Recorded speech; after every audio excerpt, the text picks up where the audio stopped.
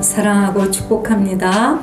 오늘 말씀은 선호관 선교사님이 특별히 또 오늘 저희들을 위해서 말씀을 주십니다.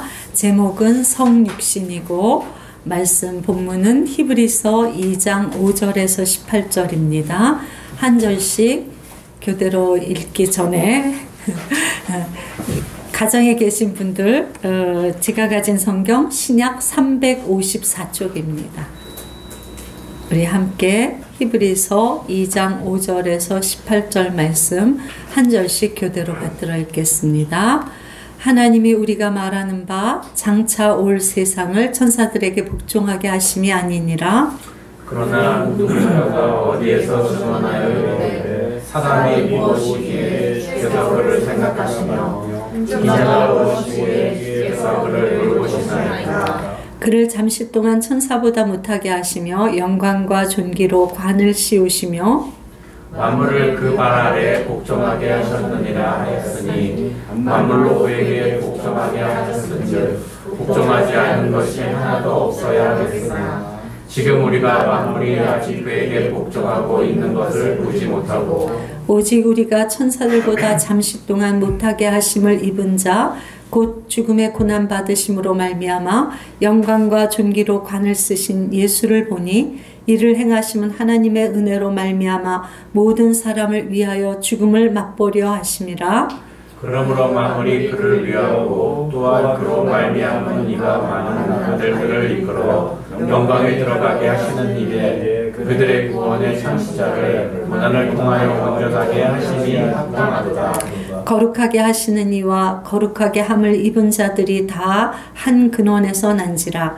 그러므로 형제라 부르시기를 부끄러워하지 아니하시고 이르시되 내가 주의 이름을 내 형제들에게 선포하고 내가 주를 교회 중에서 찬송하리라 하셨으며 또다시 내가 그를 의지하리라 하시고 또다시 볼지어다 나와 및 하나님께서 내게 주신 자녀라 하셨으니 자녀들은 혈과 육에 속하였으며 그도 또한 같은 모양으로 혈과 육을 함께 지니시는 죽음을 통하여 죽음의 세력을 잡은 자 곧 마귀를 멸하시며 또 죽기를 무서워함으로 한평생 매어 종노릇하는 모든 자들을 놓아주려 하심이니 이는 확실히 천사들을 붙들어 주려 하심이 아니요 오직 아브라함의 자손을 붙들어 주려 하심이라. 그러므로 그가 범사의 형제들과 같이 되심이 마땅하도다. 이는 하나님의 일에 자비하고 신실한 대제사장이 되어 백성의 죄를 속량하려 하심이라.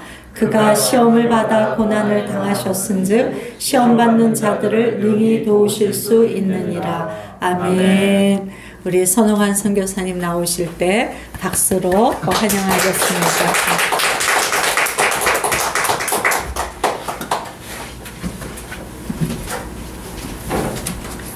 마이크 아시고. 예.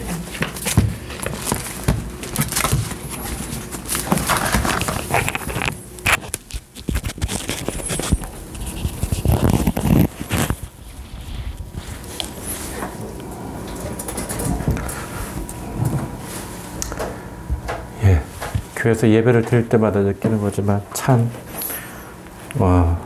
은혜가 넘칩니다. 저는 어디 가서든 우리 교회를 진짜 자랑하고 하는 것이 어떤 큰 크기나 물질적인 것이 있는 것이 아니라 우리가 드리는 그 예배가 온전히 하나님만을 높이고 또 우리에게도 또 성령께서 주시는 그 감화 감동이 있다라고 하는 그 부분에서는 정말 저는 은혜가 넘친다라고 생각이 듭니다. 1942년 아프리카 감비아에 오늘 말씀이 좀 기니까 제가 쫙 그냥 할 겁니다. 예, 제가 길더라도 여러분 용서하시고 저를 욕하지 마시고 오늘 제목은 이제 성육신에 대한 얘기를 할 겁니다. 성육신인데 부제가 있어요. 굳이 왜 예수님이 이 땅에 오셨나? 그러니까 왜 하나님이 인간이 되셔가지고 우리를 구원하셨나? 여러분 창세기 1장에 보면은 그냥 하나님이 세상을 말씀으로 창조하세요. 그죠? 근데 오직 인간만이 자신의 형상을 따라서 만들고 그 인간이 타락함으로 말미암아 구원의 여정이 시작이 됩니다. 근데 다른 모든 것은 창조를 하거나 했었을 때, 말씀으로서 그렇게 하셨는데, 이제 쉽게 말하면 죄가 들어오는 것은 인간이 죄를 지음으로 말미암아 죄가 들어왔는데 망가진 거예요. 하나님의 형상이 쉽게 말하면 망가진 거예요. 그랬을 때 하나님이 이제는 그 구원의 역사 가운데, 인간의 역사 가운데 들어오시는 거예요. 그러한 그 본문에 대한 얘기가 성경에 여러 구절이 얘기가 나와 있습니다. 근데 오늘 본문의 말씀은 굳이 왜 하나님이 인간이 되셨는가에 대해서 좀 더 자세하게 나와 있는 그런 말씀입니다. 그래서 오늘 제가 좀 딱딱할 수도 있는데 좀 길게 아마 얘기를 할 수도 있고, 여러분 뭐 보다가 화면을 끌 수도 있으실지 모르겠지만은 참아주시고 또 대강절을 맞이해가지고 그리스도께서 왜 오셨는지에 대한 우리가 그 의미를 알고 찾아가야 된다는 생각을 하기 때문에, 특별히 이 코로나 시기에 제가 이제 뒤에 얘기하겠지만은 더 필요한 말씀이라고 생각이 들어서 제가 이렇게 준비를 했습니다. 제가 이제 오늘 시작할 얘기는 아까 이제 얘기를 하다가 1942년에 아프리카 감비아에 한 소년이 태어납니다. 그러니까 로얄 패밀리로 태어나요. 그러니까 왕족이에요. 근데 당시 감비아가 그 영국의 식민지였기 때문에 이 사람은 굉장히 고급 교육을 받습니다. 이 사람은 10대 후반에 그런 영국식의 교육을 받다가 자신이 예수 그리스도를 영접하게 돼요.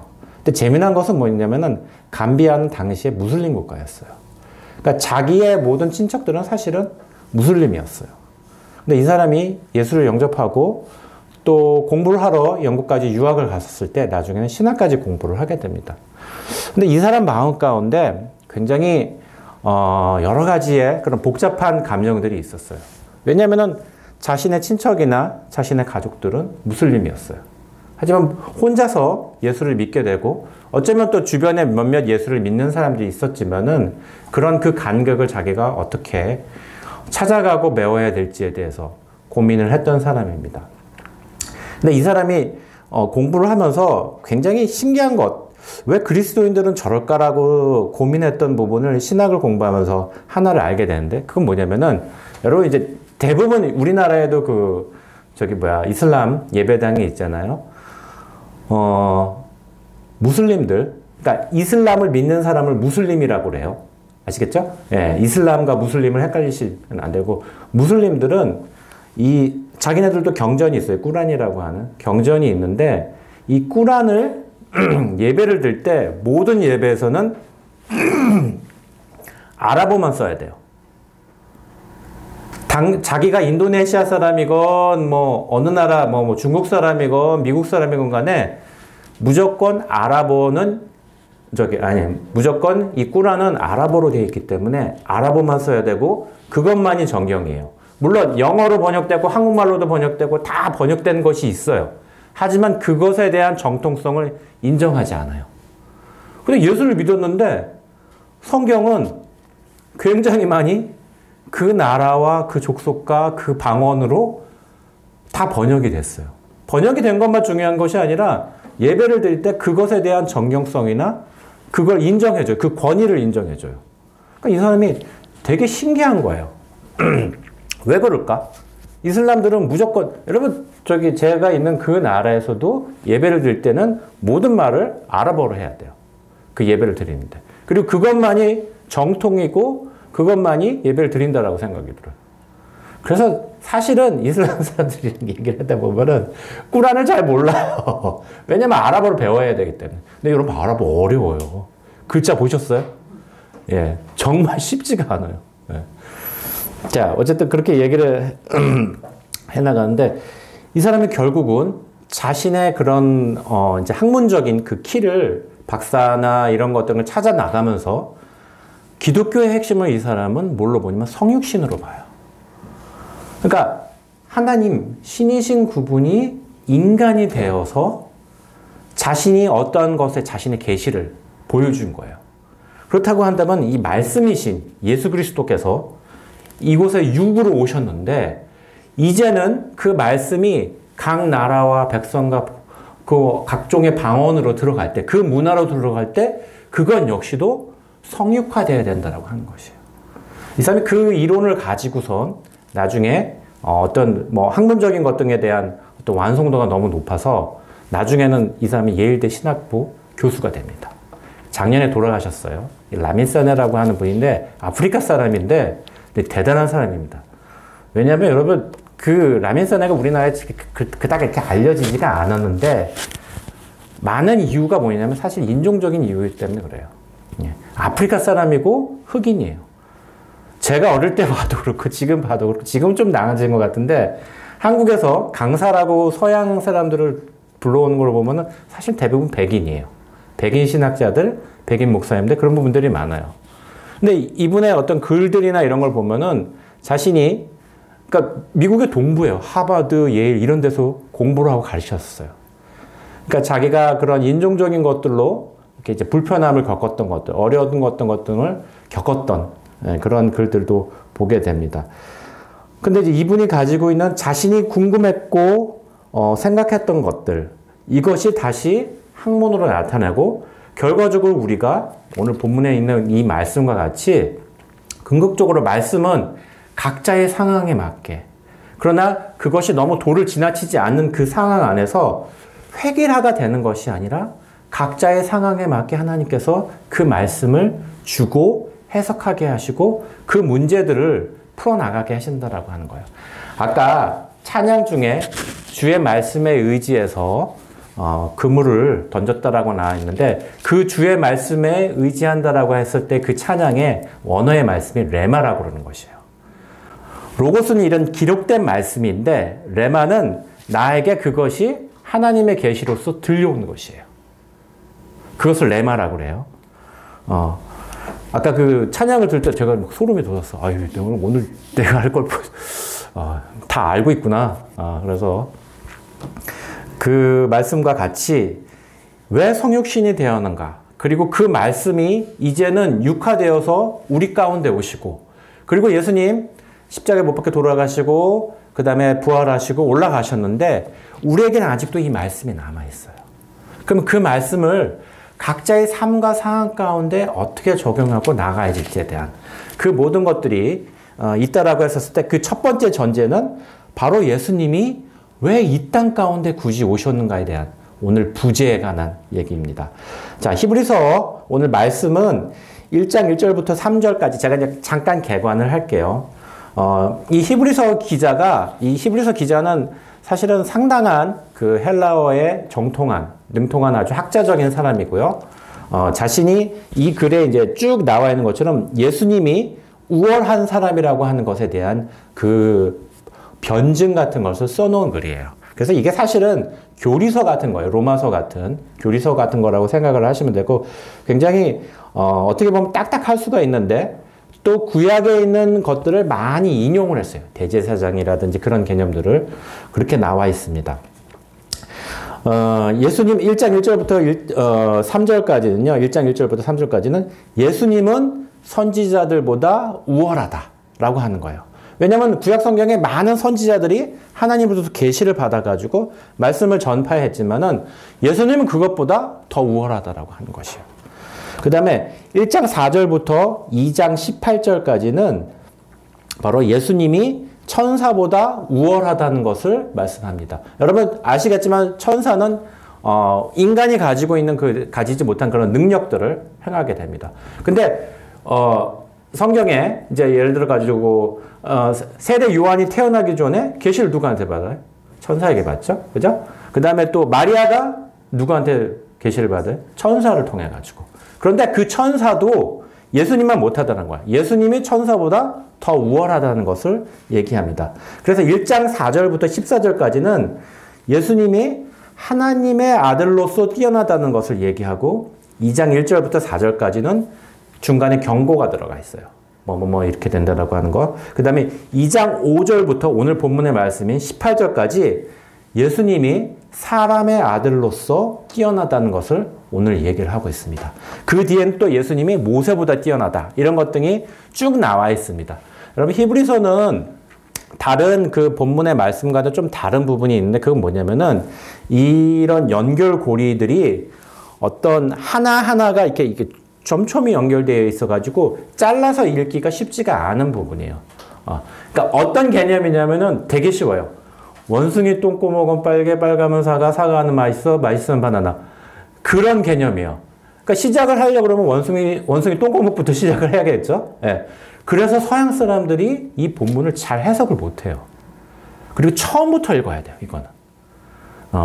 근데 감사하게도 어쨌든 그 성육신에 관한 그 얘기들, 예수님 굳이 오셔야 되는 그 이유들에 대해서 히브리서 2장 5절부터 18절까지는 아주 잘 우리에게 얘기를 하고 있습니다. 그 이유가 6가지가 있습니다. 여러분 성경을 가지고 계시면은 그 본문에 대해서 좀 이렇게 밑줄을 그으시면서 한번 그 부분만 제가 이제 얘기를 하고 그것에 대해서 한번 풀으면서 제가 설교를 하려고 합니다.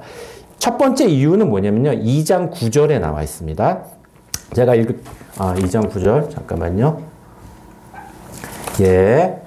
제가 읽을게요. 오직 우리가 천사들보다 잠시 동안 못하게 하심을 입은 자 곧 죽음의 고난을 받으심으로 말미암아 영광과 존귀로 관을 쓰신 예수를 보니 이를 행하심은 그 다음부터예요. 여기가 중요합니다.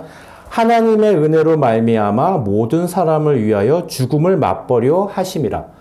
예수님이 오신 첫 번째 이유는 무엇입니까? 죽음을 맛보려고 오신 거예요. 그러니까 우리의 구원자는 죽으러 오셨어요. 자기가 영광받기 위해서거나 아니면은 뭔가 큰 것을 하려고 한 것이 아니라 아예 죽으러 오셨어요. 그럼 우리가 따라가는 그 길은 뭡니까? 네, 죽음의 길이. 어떻게 해요, 여러분? 네. 어떻게 무섭지 않아요? 예. 예수님은 죽으러 오셨기 때문에 우리 삶 가운데 죽음이 바로 옆에 있거나 우리를 위협하는 것이 가까이 있는 것은 이상한 것이 아니에요. 사실은 죽음은 우리 앞에 굉장히 가까워요. 그죠? 우리가 가까운 굉장히 황당한 것들 중에 하나가 뭐냐면은 내가 알고 있고 그 사람이 그렇게 갈 것도 아닌데 갑자기 죽음에 대한 소식이 들었을 때 우리는 놀라워합니다. 그죠? 왜? 우리는 매일같이 살아가고 있고 익숙하게 우리는 내일도 있을 거고 모레도 있을 거라고 생각을 합니다. 하지만 우리가 따라가는 그분은 자신이 왜 왔고 어디로 가야 되는지에 대해서 알고 계셨어요. 죽으러 오신 것이에요. 자, 여기에다가 잠깐 표를 하시고 히브리서 9장 16절과 17절이 있습니다. 제가 이렇게 볼게요. 여러분, 이게 여기 굉장히 재미난 구절이 있습니다. 유언한 자가 죽어야 되나니 유언은 그 사람이 죽은 후에야 유효한즉 유언한 자가 살아있는 동안에는 효력이 없느니라 라고 나와 있습니다. 예수님이 죽으러 오셨어요. 근데 그 죽음을 자신의 죽음으로 말미암아 우리를 구원시키게 하기 위해서 그죠? 유언이라고 하는 것을 한다라고 생각을 합시다. 근데 재미난 건 뭐냐면 이 유언이란 말이 그 언약이란 말과 이 신약 성경에서 똑같은 뜻이에요. 그러니까 언약으로 바꿔도 되고 유언이란 말도 틀린 말은 아니에요. 근데 여러분 내가 뭔가를 실행하기 위해서 그 유언을 그대로 집행한다라고 했었을 때는 언제부터예요? 예, 내가 죽은 후부터예요. 그죠? 그러면 하나님은 우리에게 뭘 약속하셨냐? 네가 죄 가운데 일지라도 걱정하지 말아라. 내가 널 구원할 것이다. 내가 널 사랑한다. 그렇게 하시고 언약을 맺으셨어요. 유언을 하셨어요. 그러면 하나님이 어떻게 하셔야 돼요? 죽으셔야 돼요. 그래서 오신 것이에요. 그리고 죽음으로 말미암아 우리가 어떻게 된 겁니까? 그 효력이 이제는 예수님이 죽음으로 말미암아 효력이 생기기 시작한 것이에요. 이해하셨어요? 예, 그게 첫 번째 이유라고 하는 것이에요. 두 번째는 14절에 나와 있습니다. 자녀들은 혈과 육에 속하였음에 그도 또한 같은 모양으로 혈과 육을 함께 지니심은 죽음을 통하여 여기서부터입니다. 밑줄 구실수 죽음의 세력을 잡은 자 곧 마귀를 멸하시며 라고 나와 있습니다. 자, 요한일서 3장 8절 제가 읽겠습니다. 죄를 짓는 자는 마귀에게 속하나니 마귀는 처음부터 범죄함이라. 하나님의 아들이 나타나신 것은 마귀의 일을 멸하려 하심이라. 요한일서와 히브리서의 저자는 틀린데도 불구하고 똑같은 얘기를 하고 있습니다. 그건 무엇입니까? 하나님의 아들이 나타나신 것은 마귀의 일을 멸하시기 위해서. 나타나신 것이에요. 그리고 뭐라고 나와 있습니까? 죄를 짓는 그 모든 자들은 어디에 속한다고 나와 있어요? 예, 마귀에게 속한다고 나와 있어요. 우리가, 제가 이거 하나 얘기를 할게요. 제가 한국에 와가지고, 이게 참, 저는 이게 매스미디어나 교육의 영향이라는 생각들도 많이 하고 있어요. 그건 뭐냐면은, 이 귀신, 마귀, 이것에 대해서 너무 이게 극대화됐다라고 하는 생각이 들어요. 여러분, 지옥이 있습니다. 저는 그것을 믿습니다. 근데 지옥을 다스리는 자가 누구예요?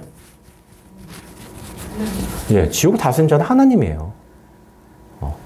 너 잘못했지? 내가 지옥으로 끌고 간다. 으악! 하면서 그 무슨 검은 가 쓰고 나타나가지고 하는 그 사람이 지옥을 다스리는 게 아니에요. 오히려 심판 날에 지옥에서 가장 크게 고통을 받을 것들은 누구냐? 마귀예요. 무슨 말인지 아시겠어요?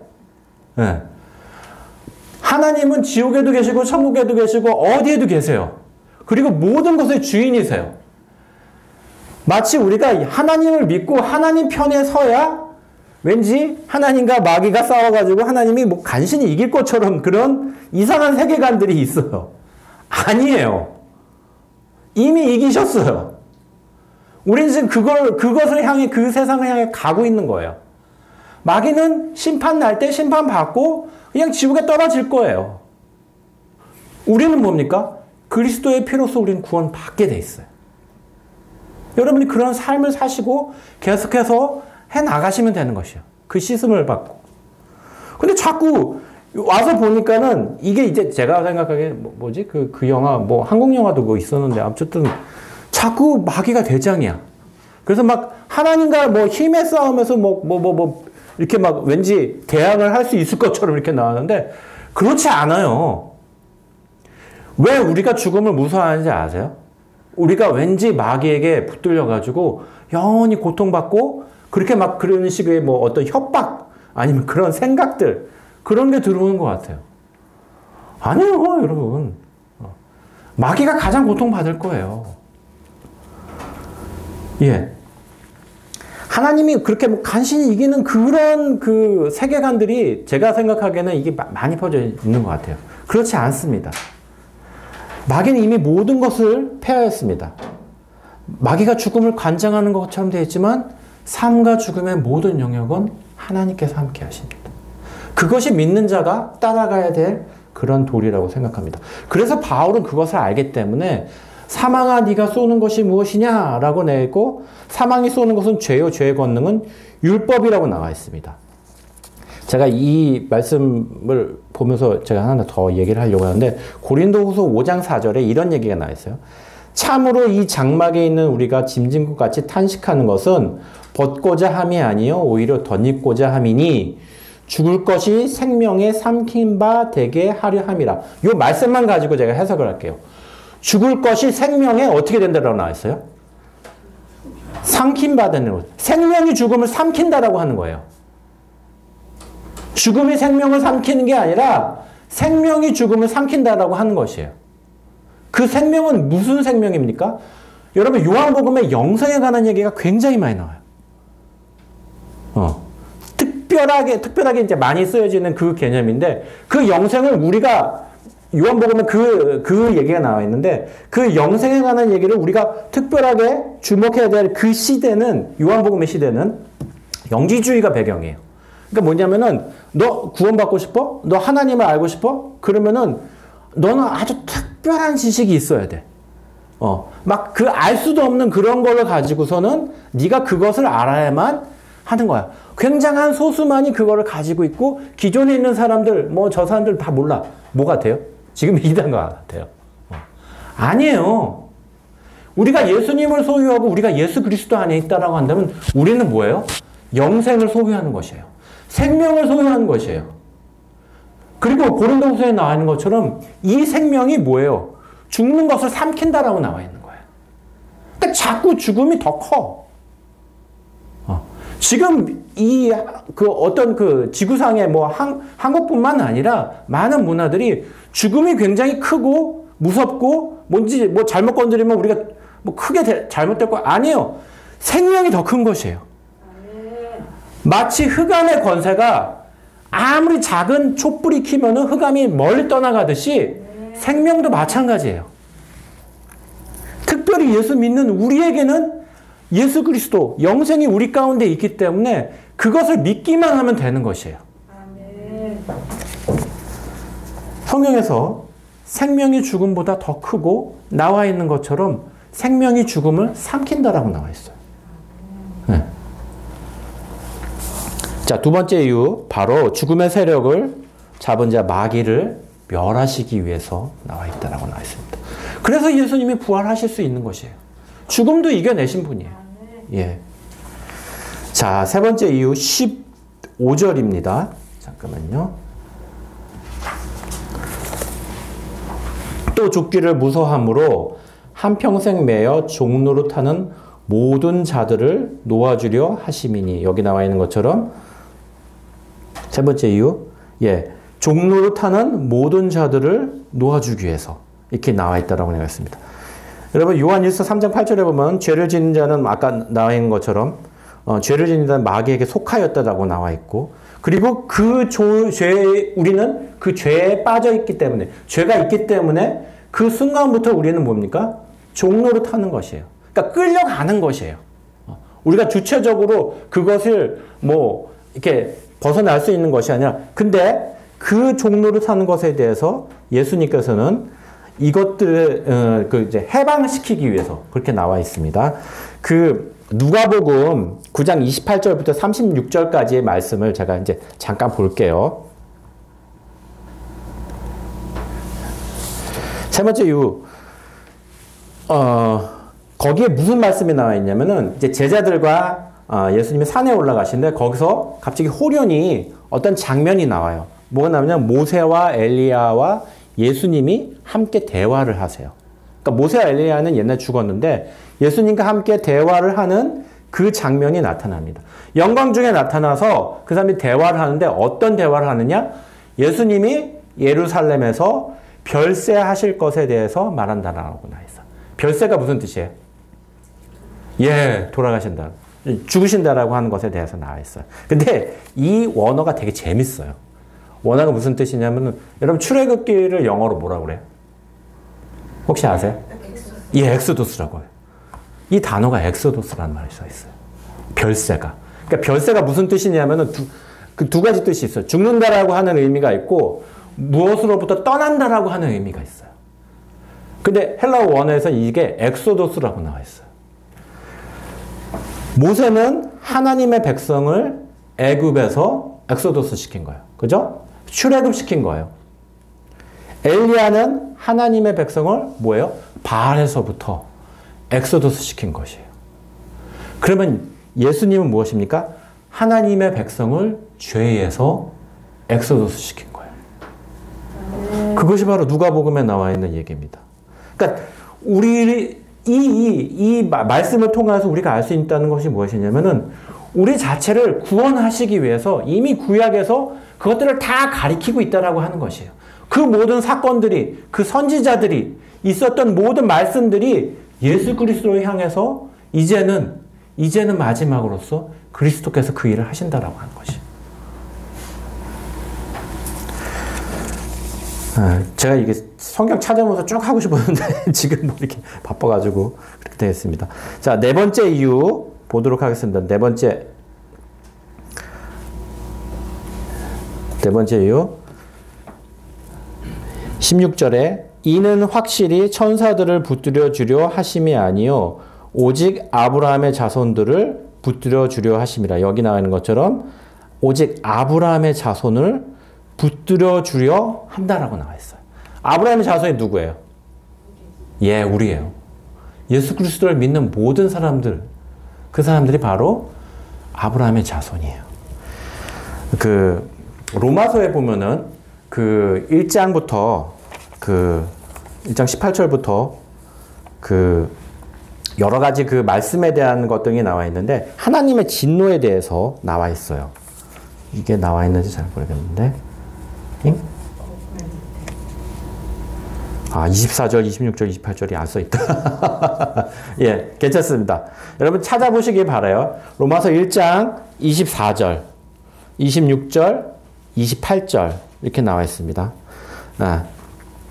로마서 1장 18절 이후부터는 그러니까 모든 사람이 다 죄를 졌기 때문에 우리는 하나님의 진노 밑에 있는 사람이에요. 예, 그러니까 아무도 하나님의 그 진노 가운데 벗어날 수 없는 죄인이라고 하는 것이에요. 여러분 진노가 뭔지 아시죠? 그냥 뭐 삐졌다가 아니라 굉장히 화가 나 있는 거예요. 그래서 이제 당장 어떠한 벌과 어떤 저주 가운데 우리가 들어가려고 하는 그 굉장히 큰 그 어떤 그 상태 가운데 있는 것이에요. 그게 하나님의 진노예요. 근데 하나님의 진노인데 하나님의 진노가 어떻게 나타나냐면 24절에 보면은 마음의 정욕대로 더러움에 내버려 두사. 그죠? 26절 부끄러운 욕심에 내버려 두사. 28절 상실한 마음대로 내버려 두사. 이렇게 나왔어요. 하나님은 화가 나셨는데 그 뒤에 뭐라고 나왔어요? 내버려 둔다라고 나왔어요. 우리가 무언가 이제 삶을 살면서 갑자기 병에 걸리거나 내가 뭔가를 하고 싶은데 길이 막히거나 의도치 않게 원하지 않는 일들이 생기면은 하나님이 나한테 화가 나셨나? 왜 그러시나? 나도 화가 나죠. 그러면서 하나님 왜 이래 주십니까? 라고 해서 뭔가 일들이 길이 막히거나 병이 걸리거나 뭐 암에 걸리거나 이런 것들이 하나님의 진노라고 생각해요. 근데 여기 로마서에 나와 있는 거는 뭐라고 했냐면은 내버려 두세요. 이게 더 무서운 거예요. 이해하시겠어요? 제가 그 심리학을 좀 공부를 했는데 심리학에서 무슨 얘기냐면 사랑의 반대가 미움이 아니라는 거예요. 저 여기서 깜짝 놀랐어요. 강의 시간에. 왜냐면은 누구를 사랑하는 것과 누구를 미워하는 것은 심리적인 상태가 똑같다라고 하는 거예요. 그 사람에 대해서 계속 생각하는 거예요. 사랑의 반대가 뭐예요? 예, 무관심이에요. 내버려 두는 것이에요. 네가 뭐가 잘 되냐? 네가 네 정욕대로 하고 싶은 것이 여러분 잘 된다라고 한다면은 여러분 우리가 하나님의 진노 가운데 있는지 점검하셔야 돼요. 내가 내 정욕대로 내가 하고 싶은 것 무언가를 그렇게 뭐 부끄러운 욕심들 그 다음에 내가 뭔가가 잘 안 됐기 때문에 상실한 마음들 사실 저는 이 상실한 마음의 부분에서 제가 마음에 많이 걸렸어요. 제가 상실한 것들이 많이 있었는데 그때 그 상실한 마음 때문에 계속 이런 힘들어가는 그런 것들이 하나님이 내버려 뒀다라고 하는 것이 내가 그분의 진노 바로 아래에 있었구나. 당장 그 심판이 올 수 있는 그 진노 가운데 있었구나. 저는 그 생각을 했었어요. 그래서 여러분에게 부탁을 하는 것은 저도 마찬가지고 무언가 하나님이 내버려 둔다라고 느낌이 들면 빨리 회개하셔야 돼요. 오히려 무언가가 안 되는 것이 하나님이 우리를 위한 길일 수도 있어요.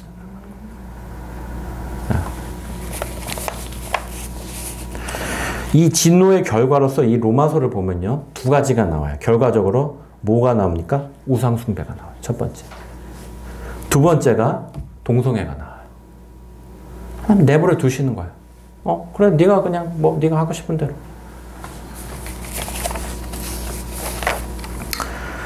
예.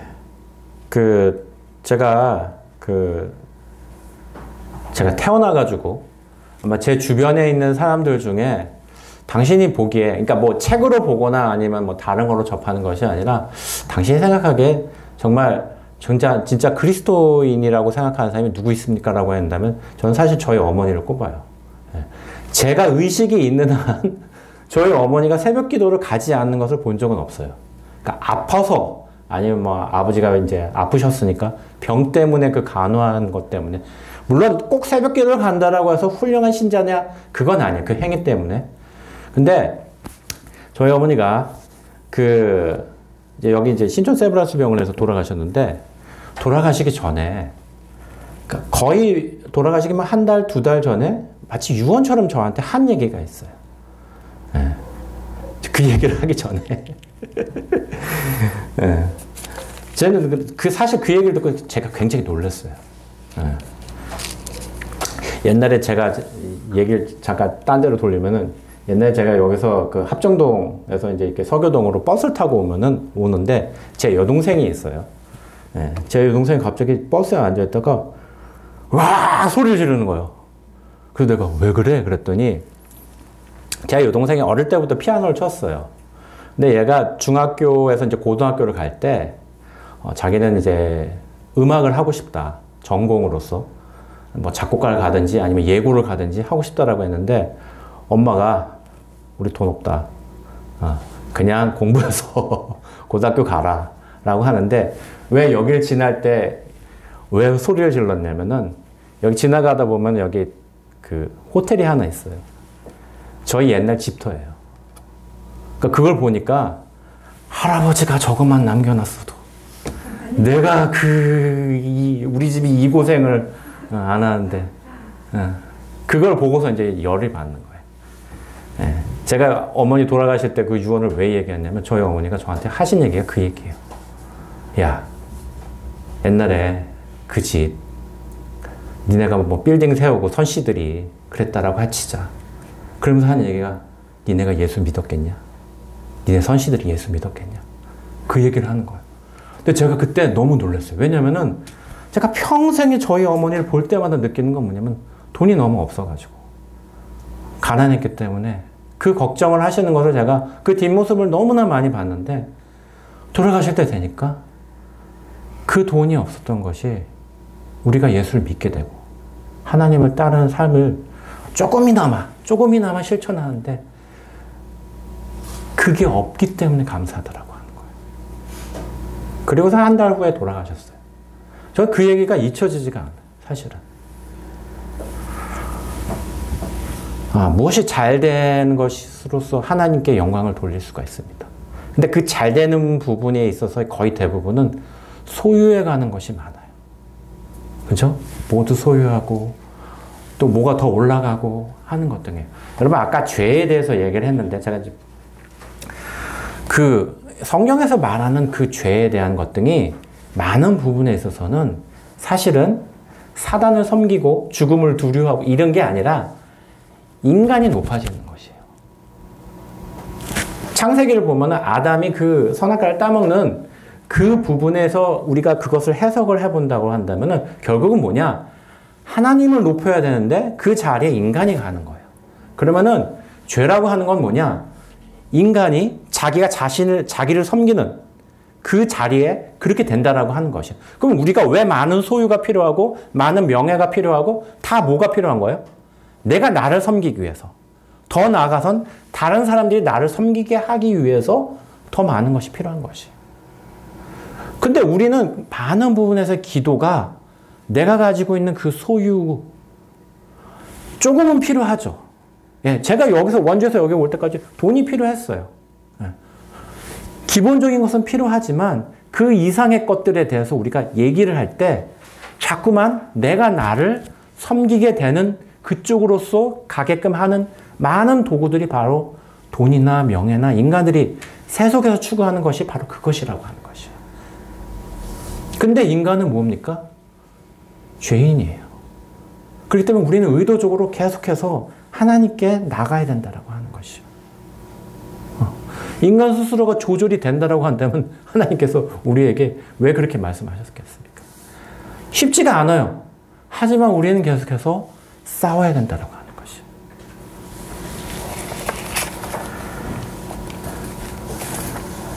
바로 네 번째 이유가 우리와 같은 아브라함의 자손들을 붙들기 위해서 한다라고 하는 것입니다. 예, 다섯 번째 이유가 있습니다. 17절입니다. 17절. 그러므로 그가 범사에 형제들과 같이 대심이 맞던거다. 이는 하나님의 일에 자비하고 신실하신 대제사장이 되어 무엇입니까? 백성의 죄를 속량하려 하심이라. 백성의 죄를 속량하기 위해서 하나님이 오신 것이에요. 자, 로마서를 보면은 그 3장 24절에 이제 이런 얘기가 그리스도 예수 안에 있는 속량으로 말미암아 하나님의 은혜로 값없이 의롭다 하심을 얻은 자 되었느니라 라고 나와 있습니다. 제가 아까 로마서 얘기를 잠깐 했는데 이게 이제 왜 필요하냐면은 우리의 죄라든가 속량이라든가 예수님이 오셔서 한 일들에 대해서 이 로마서가 잘 해석을 하는 부분이 있고, 다시 말하면 인간이 모든 죄에서 그 하나님의 그 의에 이르기까지 그 구원의 그런 과정들을 잘 설명했기 때문에 아까 그렇게 나와 있는데, 로마서를 잠깐 아까 얘기한 것처럼 다시 얘기를 해보면 1장부터 3장 20절까지는 우리 모두는 죄인이다라고 선포해버려요. 그냥 시작을 할 때부터 당신이 하나 모두 다 죄인이다. 그런데 21절에 뭐가 나와 있느냐? 믿음으로 의롭다 하심을 입을 수 있다라고 나와 있어요. 3장 22절, 이제는 율법 외에 하나님의 한 의가 나타났으니 율법과 선지자들에게 증거를 받은 것이라 라고 나와 있는데, 여기 이제 약간 해석이 아쉬운 게 있어요. 왜냐하면 원어에서 빠진 부분이 있어요. 거기에 뭐라고 나와 있냐면은 그러나가 빠졌어요. 그러니까 20절까지 있는 얘기는 우리는 죄인이다. 그런데 완전히 문장이 완전히 바뀌어요. 이제 그 맥락이 완전히 바뀌어요. 그러나 이제는 이러고 나와 있어요. 율법 외에 하나님의 한 의가 나타났다. 여러분, 구원을 받기 위해서 하나님의 의에 이르러야 돼요. 이 세상, 유태인들은 이 세상을 어떻게 구분을 하냐? 그 사람들이 가지고 있는 세계관은 유대인과 이방인뿐이 없어요. 이 세상엔 유대인과 이방인으로서의 세계관 그것뿐이 없어요. 무슬림이랑 어떻게 보면 비슷해요. 무슬림도 이 세상에는 알라를 믿는 무슬림과 안 믿는 무슬림 그것뿐이 없어. 그러니까 안 믿는 무슬림에는 안 믿는 사람 이렇게뿐이 없어요. 뭐 한국, 미국 뭐 그렇게 그런 식의 구분이 아니에요. 그 사람들의 세계관은. 근데 당시에 유태인도 그렇게 마찬가지로 그런 식의 구분이었어요. 그런데 로마서에 나와 있는 이 구분은 그 유대인과 그 이방인 사이에서 구분하는 그것이 왜 중요하냐면은, 여러분, 하나님의 의에 이르려고 한다면은 이스라엘 사람들은 자신들이 가지고 있는 율법으로서만 하나님의 의에 이룰 수 있다라고 얘기해요. 그런데 바울은 그게 아니다라고 하는 것이에요. 또 다른 하나님의 의를 이룰 수 있는 방법이 나와 있다라고 하는 거예요. 그게 뭐예요? 믿음이에요. 믿음으로써 유대인이건 유대인이 아니건 이방인이건 어떤 사람들인지 간에 우리가 믿음만 가지고 있다라고 한다면 하나님의 의에 이룰 수 있다라고 얘기하는 거예요. 그러면서 누구의 예를 듣냐면은 아브라함의 예를 들어요. 아브라함은 모세가 태어나기도 전에, 모세가 율법을 만들기도 전에 그 전 사람이에요. 그러니까 율법을 알아요, 몰라요? 몰라요. 근데 15장에 하나님이 아브라함을 의롭게 여기신다라고 나와 있어요. 그건 뭐예요? 율법이 아니어도 하나님께 나아갈 수 있다라고 하는 것을 우리가 그 예로서 아브라함을 볼 수가 있는 거예요. 그래서 그 다음에 4장부터는 무슨 얘기가 나와 있냐면은, 전화가 왔나 보다. 무슨 얘기가 나와 있냐면은 바울이 다른 구분을 해요. 어떤 식의 구분을 하냐면은 아담의 자손과 예수 그리스도 안에 있는 자, 그렇게 구분을 해요. 그래서 무엇이냐? 예수님도 아담의 자손으로 태어나요. 근데 이 아담의 자손 중에 예수를 믿는 자들, 예수님이 그들을 딱 안고 돌아가셨어요. 그들의 죄를 가지고. 그리고 부활하셨어요. 그래서 하나님 보좌 위에 올라가셨어요. 그러나 여전히 예수 그리스도를 믿지 않는 자는, 그 사람들은 뭐예요? 그냥 아담의 자손으로서 일반 사람은 남아있어요. 그런데 예수 그리스도를 믿는 사람들은 그리스도를 믿음으로 말미암아 하나님의 의에 이르게 되는 것이에요. 이해하셨어요? 예. 그럼 이걸 가능하게 하는 게 뭐냐? 믿음이에요. 그게 로마서의 이야기예요. 그게 3장, 4장까지의 얘기입니다. 예. 제가 이걸 어떻게 쉽게 설명할까? 정말 고민 많이 했습니다. 예. 되게 떨리네. 제가 더 열심히 하려고 했는데, 여러분 이거 정말 중요해요. 기독교의 핵심이기도 하지만, 근데 쉽게 풀고 설명을 하려고 하면 제가 이걸 쓰든지 뭐 이걸 해야 되는데, 이 설교를 하려고 하니까는, 하지만 그러나 우리에게는 정말 필요한 말씀이에요. 자, 그러면은 속량이라고 하는 것이 무엇이냐? 바로 우리가 나와 있는 것처럼 제가 옛날 설교에도 나와 있어요. 그건 뭐냐면은 로마의 시장에서 그 노예를 살 때 쓰는 말이에요. 노예를 사가지고 그 사람들을 풀어주거나 내가 원하는 값으로 살 때 그 속량이라고 하는 말을 써요. 여러분, 노예들이 로마 시대의 노예들은 로마가 법이 발달했어요. 로마 시대의 노예들은 어떤 법에 접촉이 될까요? 가축법에, 가축법에 돼 있어요. 사람이 아니에요. 그리고 도망가다 걸리면 여기다가 크게 글씨를 써요. 여기다 쓰거나 아니면 여기다 쓰거나. 그래서 도망가는 노예들은 사실은 자기가 노예였다는 것을 숨기기 위해서 칼로 여기 살을 벗겨내요. 그것을 드러내지 않기 위해서. 여기 낙인을 찍어요. 여기나 이마에다가. 그 기록들이 아직도 남아 있습니다. 그런데 예수님이 시장에 나가서 그 노예들 서 있는 그곳에 가서 죄를 가리킵니다. 죄를 내가 사겠습니다. 그리고선 그 값을 지불하십니다. 무엇을 지불하십니까? 자기의 생명을 지불하십니다. 시장에 나와 있는 그 가격이 아니라 내가 가지고 있는 내 생명, 그 피를 우리에게 나를 사기 위해서 지불하십니다. 그래서 여러분 로마서에 보면요, 아까 얘기했잖아요. 아담의 자손들, 그다음에 예수 그리스도 안에 있는, 그러니까 그리스도인은 무엇이냐? 쉽게 말하면은 그리스도 안에 있는 사람이 그리스도인이에요. 근데 사단이요, 밖에서 이렇게 쏴요. 정죄를 해요. 막 이렇게 정죄를 해요. 그러면 아담의 자손들은 그 정죄를 막을 길이 없어요. 그런데 그리스도 안에 있는 자들은 예수 그리스도의 보혈로서 그것을 막을 수가 있어요. 또 죄를 지으면 그것으로서 씻을 수가 있어요. 그게 로마서 얘기예요. 그렇기 때문에 예수 그리스도의 그 속량은 그 어떤 것보다도 우리에게 중요합니다. 그분의 피로써 그 정죄함과 그 모든 것들을 씻어낼 수 있다라고 하는 것이에요. 예. 계속해서 우리가 죄 가운데 있다 할지라도 우리가 그분 앞에 나아가서 그 죄를 씻어낸다라고 한다면은 우리 모두는 그 하나님의 의, 그 구원에까지 이룰 수 있다라고 하는 것이 바로 로마서 얘기입니다. 예. 여섯 번째 이유가 나와 있습니다. 18절에 그가 시험을 받아 고난을 당하셨은즉 시험 받는 자들을 능히 도우실 수 있느니라. 여기 나와 있는 것처럼 시험 받는 자들을 능히 도우실 수 있다.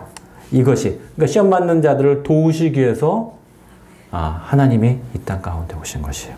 그러면은 우리가 그 생각을 할 수 있습니다. 예수님이 내 어려움을 하실까? 여러분, 그 성경에 보면요, 뭐 여러 가지가 얘기가 나와 있고 여러분 다 아실 거라고 생각이 들어요. 제자들이 배신을 해요. 그죠? 자기가 키워놓은 제자들이, 유다는 돈 주고 팔아버리고 가장 수제자인 베드로는, 거기 여러분 누가복음, 마태복음에 나와 있는 것처럼 예수님과 베드로가 눈이 마주쳤다라고 했는데 거기 성경에는 저주라고 나왔어요. 저주하였다라고 나왔어요. 굉장히 고상하게 표현한 건데 원어에는 그 쌍욕했다는 얘기예요. 제자가 자기 스승을 3년 반 동안 자기 따랐던 자기 스승을 눈이 마주쳤는데 쌍욕을 했다는 얘기예요. 배신을 당하신 것이에요. 배신만 그렇게 했습니까? 마가복음에 있는 아주 특이한 표현 하나가 있어요. 그 뭐냐면 마리아의 아들이라고 하는 표현이 있어요. 마가복음 읽어보시면 여러분 알아요. 근데 제가 이전 설교에도 그 부분이 나와 있는데 당시의 유대 문화에서는 어머니의 이름으로서 누구의 아들이라는 표현을 쓰지 않아요. 아버지의 이름만 써요. 그건 뭐예요? 비하하는 거예요. 저 애비 없는 자식, 이런 식으로서 비하하는 것이에요. 예수님이 그렇게 잘하셨어요. 예수님이 우리의 마음을 알까라고 하는 그 고민들이 사실 많은 부분에서 있는데 여러분 신이신 그분이 자기의 그 위치와 자리를 버리고 인간이 됐다라고 한다면은 그 모든 것은 뭐냐면은 내가 결정한 것이에요. 내가 저 사람들이 가지고 있는 그 어려움과 그것을 손수 내가 경험하겠다라고 하는 것이에요. 예수님이 공생에 살기 전에 마귀가 와서 시험을 합니다. 그죠? 그래서 이 돌을 주면서 떡이 돼보라고 해보라는 그 시험을 합니다. 근데 제가 그 부분을 읽을 때 저라면 그랬어요. 그냥 떡 돼가지고 떡으로 만들어가지고 야 이제 마귀 꺼져라. 난 보기도 싫다. 내가 하나님의 아들인 걸 내가 보여줄 테니까 딱 떡으로 만들어가지고 보여줄 것 같아요. 근데 예수님 그렇게 하지 않으셨어요.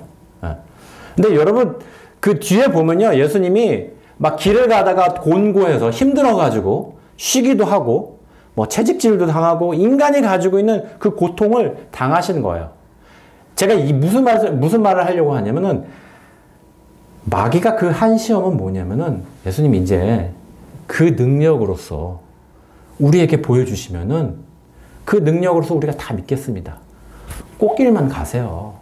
왜 인간으로 오셨어요? 인간으로 오셔도 예수님이 가지고 있는 그런 놀라운 능력으로서 그냥 떡도 만들고 뭐도 만들고 뭐 배고프면 뭐 그냥 그렇게 해가지고 그렇게 가시지 왜 고통을 당하려고 하십니까? 왜 십자가를 가려고 하십니까? 마귀가 지금 그렇게 꼬시고 있는 것이에요. 다시 말하면 당신이 가지고 있는 그 능력으로 해결하지 왜 인간처럼 배신도 당하고 안 좋은 얘기도 듣고 마지막으로 그 십자가의 그 고통을 당하려고 하느냐? 마귀가 지금 그렇게 꼬시고 있는 것이에요. 근데 어떻게 얘기합니까? 떠나가라.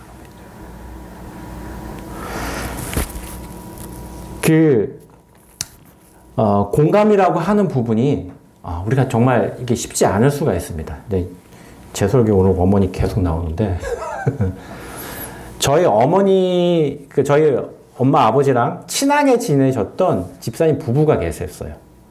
이 부부는 그러니까 이제 저희 아버지랑 그 집사님이랑 친하셨기 때문에 어릴 때 친구였기 때문에 이렇게 같이 계셨는데 이 집사님이 결혼하신 분이 이제 나중에 결혼을 하시고 나중에 뭐가 됐냐면은 원목이 되셨어요. 병원의 원목. 아시죠? 근데 옛날에 제가 어릴 때만 해도 지금은 이게 이제 병원의 원목이 시스템이 잘 갖춰져 있지만은 그땐 그렇지가 않았어요. 힘들게 그렇게. 근데 이제 저희 어머니 아버지랑 이 집사님네 부부랑 가끔 뭐 놀러 오기도 하시고 놀러 가기도 하시고 이렇게 친하게 지내셨는데 저희 아버지가 갑자기 돌아가셨어요. 그러니까 어떻게 하겠어요? 막 많이 이제 특별히 이 병원에서 죽은 사람 또 그 가족들을 이렇게 위로해주거나 그럴 거 예배드려주고 하는 그 임무를 맡으신 분이니까는 그 목사님 이제 여자 목사님이시죠. 얼마나 엄마랑 같이 와가지고 같이 위로도 해주고 예배도 드려주고 그렇게 하겠어요. 근데 그 다음에 이 집사님, 저희 아버지 친구이신 그 집사님이 딱 1년 만에, 정확히 우리 아버지가 여름에 돌아오셨는데 딱 1년 만에 이분도 돌아가셨어요. 너무 놀랐어요. 그래가지고 저도 이제 기억이 나는데 선산에 가가지고 관도 이렇게 하고 하는 것들을 제가 따라갔던 기억이 나요. 그러니까 그 목사님의 마음을 누가 제일 잘 알까요? 저희 어머니죠. 근데 어느 날 엄마랑 이렇게 얘기를 하다가 전화가 왔어요. 전화를 받는데 제가 누구인지는 알 것 같아요. 그 목사님인 것 같아요. 근데 통화가 굉장히 길어지더라고요. 그래서 제가 그냥 제 방에 갔어요. 근데 얘기를 하다가 갑자기 엄마가 막 우는 거예요. 왜냐면 저희 엄마도 아버지가 돌아가신 지 이제 1년 정도뿐이 안 지났기 때문에. 근데 아버지가 돌아가시고 난 다음에 저희 어머니가 굉장히 많이 절망을 하셨고 또 자기의 배우자가 죽은 것에 대해서 엄청나게 이제 힘들잖아요. 스트레스가 그게 가장 크다라고 저는 알고 있어요. 근데 얘기를 하다가 울다가 막 그냥 거의 통화가 뭐 거의 2시간 가까이 되는 거예요. 그리고 끊었어요. 근데 제가 되게 너무 궁금했어요. 어떤 얘기가 오고 갔을까? 나중에 제가 엄마한테 물어봤어요. 무슨 얘기하고 갔어요? 그랬더니 그 목사님이 자기한테 미안하다고 그랬다는 거예요. 그래서 무슨 뭘 미안해? 그랬더니 내가 원목이고 또 하느님이 그렇고 해가지고 내가 당신 마음을 아는 줄 알았다. 근데 내가 내 남편이 죽어보니까 내가 당신한테 했던 그것이 전혀 진정성이 없다는 것을 내가 이제 알았다. 여러분, 관계상으로서 우리는 다른 사람에게 다가가서 위로할 수 있어요. 그렇잖아요. 예를 들어서 저희 뭐 자녀들이 뭔가 그런 힘든 일에 당했다라고 한다면 제가 아버지이기 때문에 갈 수 있어요. 하지만 똑같은 경험이 아니라 할지라도 가서 위로는 할 수 있어요. 근데 이 목사님은 내가 마치 그걸 아는 것처럼 너한테 얘기를 했다라고 하는 거예요. 근데 저는 정말 은혜를 받고 놀랐던 것 중에 하나가 뭐였냐면은 저희 어머니 아버지 세대 또 저가 어렸을 때 세대에서는 목사님이 자신의 뭐 자기 성도는 아니라 할지라도 성도들에게 자기 죄 고백을 하는 거는 쉽지가 않아요. 쉬운 일이 아니에요. 근데 그런 말씀을 했다라고 하는 거예요. 예수님이, 하나님이 왜 궁극적으로 인간이 되셨을까? 우리의 모든 것을 아신다라고 하는 거예요. 인간이 가지고 있는 이 육신으로서 오는 그 아픔들, 고통들, 그걸 아신다라고 하는 거예요. 왜냐면은 예수님은 50% 인간, 50% 신이 아니라 100% 인간, 100% 신이기 때문에 그래요.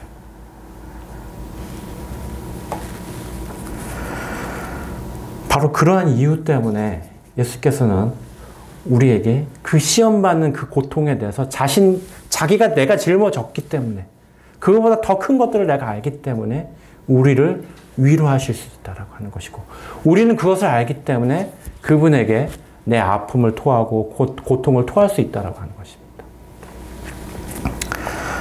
예, 결론을 맺으려고 합니다. 바로 이 6가지 때문에 바로 하나님은 굳이 오셨습니다. 우리에게. 예. 그리고 우리는 아직도 그분을 믿는 그 믿음 안에서 우리가 그것들을 알아가고 쫓아가고 또 때로는 우리가 힘들지만 그런 것들을 토로하면서 나아갈 수 있는 것입니다. 그 히브리서 배경을 제가 잠깐 얘기를 할게요. AD 64년, 이거는 그 일반 그 역사책에 나와 있는 얘기예요. 그 로마에 AD 64년 7월 19일부터 9일 동안 로마에 대화재가 발생합니다. 그러니까 이제 여러분 그 유튜브나 이런 데 찾아보면 그 큰 원형 경기장이 있어요. 로마에. 큰 원형 경기장 북서쪽에 거기 기름 창고가 있어요. 거기가 불이 나기 시작을 하면서 로마 시내가 전부가 불바다가 돼요. 그래서 막 난리가 나는 거예요. 그때 또 집도 뭐 이렇게 또덕또덕 치렀는데 중간에 불이 나다가 여러분 로마 시대 때도 소방서가 있었어요. 근데 제 기능을 못해요. 소방서도 불탔어요. 얼마 있다가 또 바람이 불었어요. 그렇게 됨으로 말미암아 로마가 14개의 구역으로 나눠지는데 10개의 구역이 다 불탔어요. 막 사람이 죽고 예를 들어 가지고 뭐 연세가 많으신 분들 도망가지 못하셨기 때문에 죽고 뭐 자식도 죽고 애기도 죽고 막 난리가 났었죠.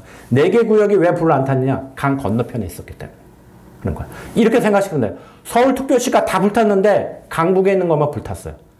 강이 넘어가지 못하기 때문에 강남만 다 살았어요. 어떻게 되겠어요? 사람들의 폭동이 일어났어요. 막 난리가 났어요. 왕을 죽이겠다, 어쩌겠다 하는 거였어요. 근데 영화를 보면은 이제 그때 시대가 네로 황제 시대예요.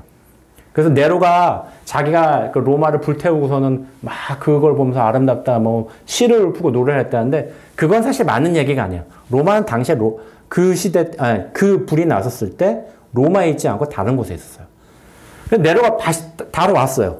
그래서 왕궁에서 했는데 사람들이 폭동이 너무 어마어마하게 일어나가지고 네로의 그 왕궁의 뒷마당까지 사람들이 쳐들어온 거예요. 병사들도 그걸 못 막아요. 병사들도 자기네 부모와 자기 자식이 죽었기 때문에 같이 그게 합류한 거예요. 자기가 죽게 생긴 거예요. 그래서 네로가 무엇을 얘기하냐면은 이 불을 지르는 것이 누구냐라고 얘기했었을 때 그리스도인이 했다. 그렇게 된 거예요. 그것이 바로 그리스도의 최고의 박해 중에 하나예요. 그 박해가 일어나기 시작한 거예요. 근데 당시에 그리스도인들은 사회적인 평판이 안 좋았어요. 두 가지가 이유가 있어요. 첫 번째는 뭐냐? 그리스도인들은 인육을 먹는다는 소문이 있어요. 자, 여러분 성례전을 할게요. 밖에서 누가 듣고 있어요. 자, 이 포도주는 그리스도의 피니니 여러분 마시면 여러분 오해하겠어요? 안 하겠어요?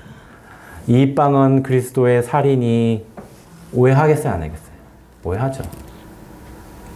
그래서 인육을 먹는다는 소문이 있어요. 두 번째는 그리스도인들 근친상간이라고 하는 말이 나와 있어요. 왜냐면 여기 나와 있는 것처럼 형제, 17절에도 뭐 형제들 자매들이란 말이 나와 있어요. 형제 자매 부르다가 갑자기 뭐 결혼을 했대. 그러니까 안 좋게 생각하면은 뭐 계속 안 좋은 거예요. 그렇잖아요.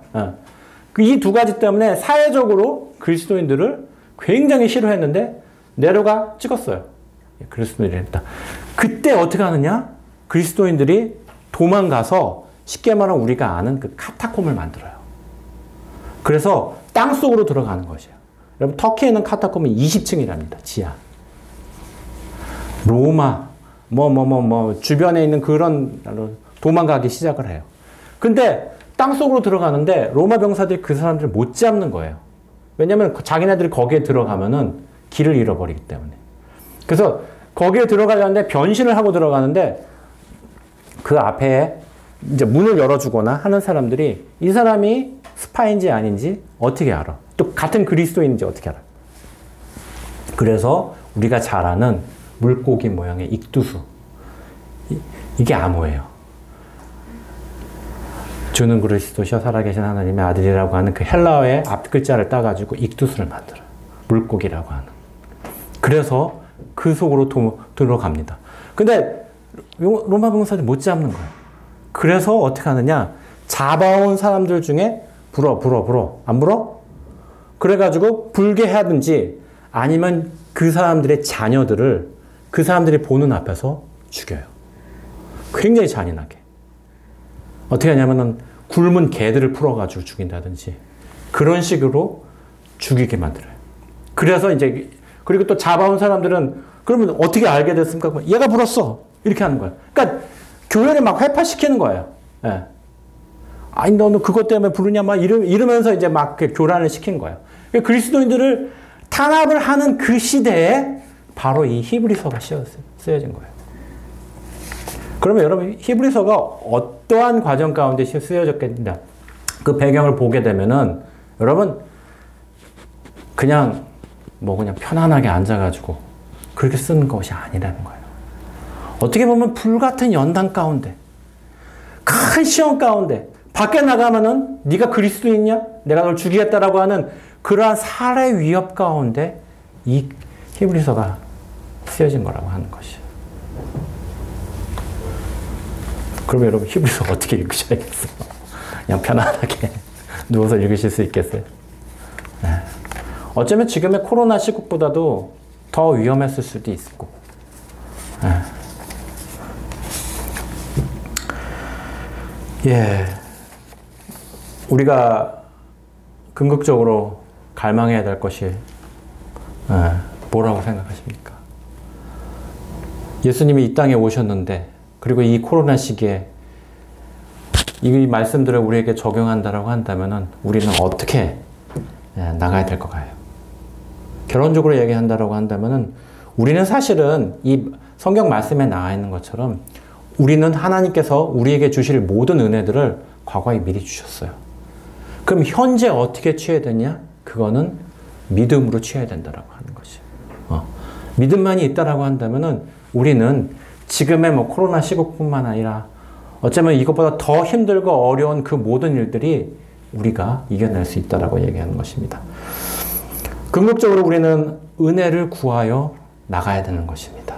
은혜는 무언가를 하게 하는 것이 아니라 내가 또 넘어지고 내가 또 쓰러져도 우리 자신을 일으키게 하는 것. 그것이 은혜라고 하는 것이에요.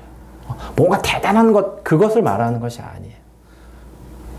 그런데 그 은혜를 우리가 조금씩 구하지 않는다라고 한다면 우리는 그냥 계속 넘어져 있을 뿐이라고 하는 것이에요. 말씀을 마치려고 합니다. 은혜는 어떻게 구해 나갈까? 제가 그냥 3가지로서만 정리해 나갔습니다. 예, 첫 번째는 말씀으로서 구해 나가야 됩니다. 그것은 무엇이냐? 우리가 끊임없이 말씀을 익히고 암송하고 공부하고 적용해 나가면서 우리가 그 말씀 가운데 있으면서 하나님의 은혜를 구하여 나가야 된다는 것입니다. 두 번째는요, 공동체로서 구하여 나가야 된다는 것입니다. 지금 시대가 이렇게 됐기 때문에 점점 더 교회는 파편화가 될 것이에요. 파편화가 된다는 것은 더 갈라질 것이에요. 이미 사회적으로 이제 시스템은 그렇게 더 돼갔어요. 이제 학교의 교육도 이제 그렇게 더 나갈 것이고, 온라인과 오프라인이 당연하게 이제 그렇게 나가는 식으로 그렇게 된다라고 하는 것입니다. 그러면은 우리는 어떻게 더 나아가야 하는 것입니까? 공동체로서 하나님이 이스라엘 백성에게 신약의 성도들과 언약을 맺으실 때 그들은 어떻게 된 것입니까? 함께 공동체로서 그들과 언약을 맺고 그들에게 은혜를 주신다라고 하는 것입니다. 세 번째는 믿음으로서 나가야 된다고 하는 것입니다. 예, 믿음은 보지 못하는 것의 증거라고 나와 있습니다. 여러분, 앞으로 어떤 일이 벌어질지 더 이제 몰라요. 그런데 궁극적으로는 우리가 하나님을 신뢰하고 하나님이 우리에게 주는 그것이 최선이라고 하는 그 믿음, 그 신뢰, 그렇게 나가지 않는다라고 한다면 우리의 삶은 정말 은혜 가운데 있을 수가 없다라고 하는 것입니다. 자기를 믿는 자, 자기를 찾는 자에게 상 주신다라고 하는 것을 우리가 믿고 나가야 될 것 같습니다. 같이 기도하도록 하겠습니다. 주님 감사합니다. 정말 2000년 전에 인간의 육신의 몸으로 우리 가운데 오셔가지고 그 큰 은혜를 주시고 하나님 우리를 구원하여 주시고 우리를 자녀 삼아 주심을 감사드립니다. 하나님 십자가의 복음이 정말 우리가 아직은 다 알지 못한다 할지라도 그 예수를 믿는 그 믿음 가운데 우리가 더욱더 주님을 바라보며 나아갑니다. 하나님, 저는 잘 알지 못하지만 각자의 삶 가운데 또 어려운 것이 있고 막막한 것이 있고 보지 못하는 것들이 있을 수 있습니다. 주님 찾아가셔서 이 시기에 더 큰 은혜를 주시고 더욱더 하나님을 바라볼 수 있는 기회로 삼을 수 있도록 축복하여 주시옵소서. 감사드리며 예수님의 이름으로 기도합니다. 아멘.